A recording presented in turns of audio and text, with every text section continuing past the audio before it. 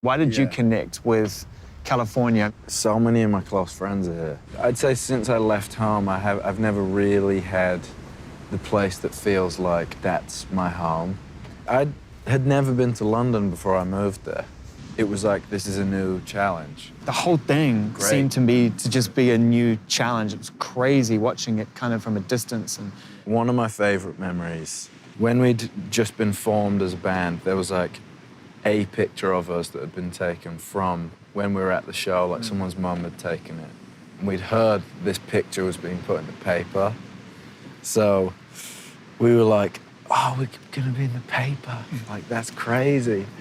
So the five of us left this little bungalow and walked down to the newsagents and got the paper and then came back passing around the paper. And we're like, let me see it again, let me see it again. That first real piece of like recognition. Yeah, because we were watching X Factor at my cousin's house the day that my audition went on air. And, you know, we watched it and we're like, oh my God, that's crazy. And then we're driving home, I'm in the petrol station. This guy goes, were you just on X Factor? And I was like, yes, I was. I mean, probably like a birthday meal I had with some friends. I used to live next to a Chinese restaurant. And it was like my favorite restaurant.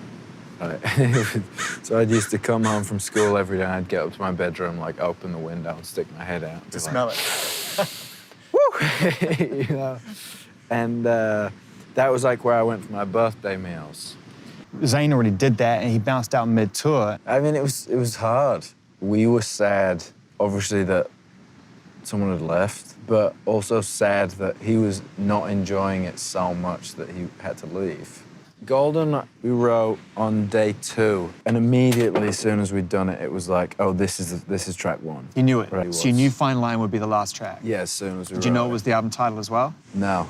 Watermelon Sugar, which at this point is out, and you performed on SNL, and everyone's kind of figured out what it's about.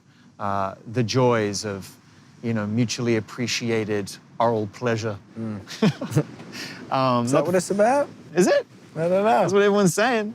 Oh. Always good to leave it. I guess the thing with, like, sex in general is, like, it used to feel so much more taboo for me to even like when we're in the band, like, the thought of people thinking that I had sex was like, oh, no, that's crazy. Like, what if they know? But it's like, you know? Yeah. So even just, like, coming into this record, I wanted to feel a little less, like, guarded with stuff. I wanted to feel a lot freer and just more joyful and, like, honest. And Who's speaking at the end? What's the vocal at the end that cuts that it? was my ex-girlfriend. Because it got added in later on and it felt so part of the song. It just felt like it needed it. We're friends and stuff, so I asked her if it was okay, and she was okay with it. And, what did she think of the song? I think she liked it. Come on, man. When I was in the band, I was like, I'm not gonna be the guy who messes it up. So I was like, I'm not gonna do any of that stuff. Making this record, I just felt so much more joyous, and I was with my friends, and we were in Malibu. Safe. And it was like, yeah, I felt so safe. It was like, I want to take some mushrooms, I'm gonna take some, like, now's the time to have fun. Like, we're in Malibu, 24. I'm also in music. I'm not like, do you know, it's like, I'm not like a politician. I don't think it's that crazy. I don't think it's that crazy. It's